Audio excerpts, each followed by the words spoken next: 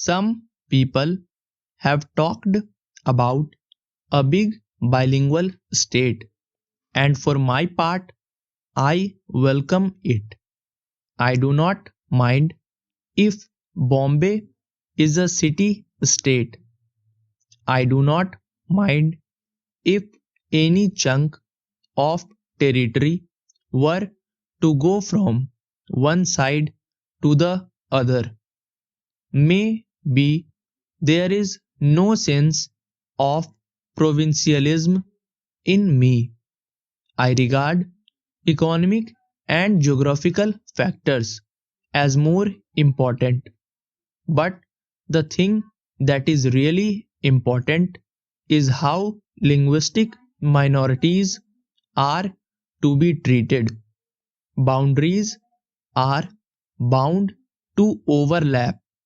Wherever you might draw them, there are bound to be bilingual and perhaps trilingual areas. How then are linguistic minorities to be treated? The House will remember that in the Commission's report there is a special reference in the concluding chapters to certain measures, certain protections, certain precautions, certain assurances, certain statutory provisions in regard to the linguistic minorities. I am anxious that these should be implemented. Any complaint that people speaking a certain language have not been given protection because they are in a minority must be removed altogether from India, and removed not merely by pious protestations but by active and precise instructions to that effect.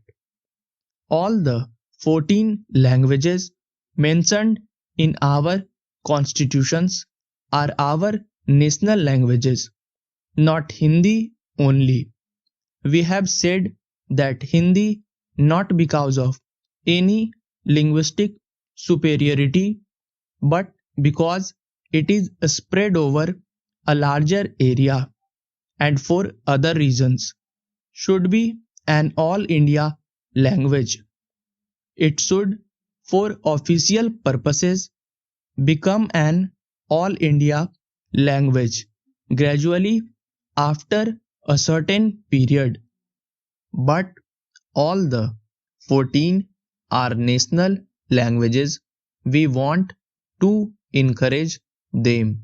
The attitude that we can encourage one language by crushing others is completely wrong from the literary or the linguistic point of view. I am convinced that the development of any language in India leads to the development of others. I feel that any kind of application, letter, or petition that is presented to courts can be done in any of the 14 languages of India, and no court should reject it. If that is so about every language in India, it should be so especially in regard to the actual languages spoken in a certain area. They should be given official position in that area in applications and other matters.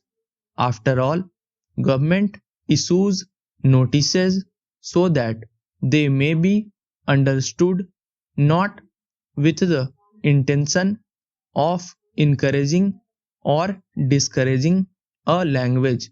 A notice misunderstood is useless. Para. Subscribe the channel for regular shorthand and stenography videos.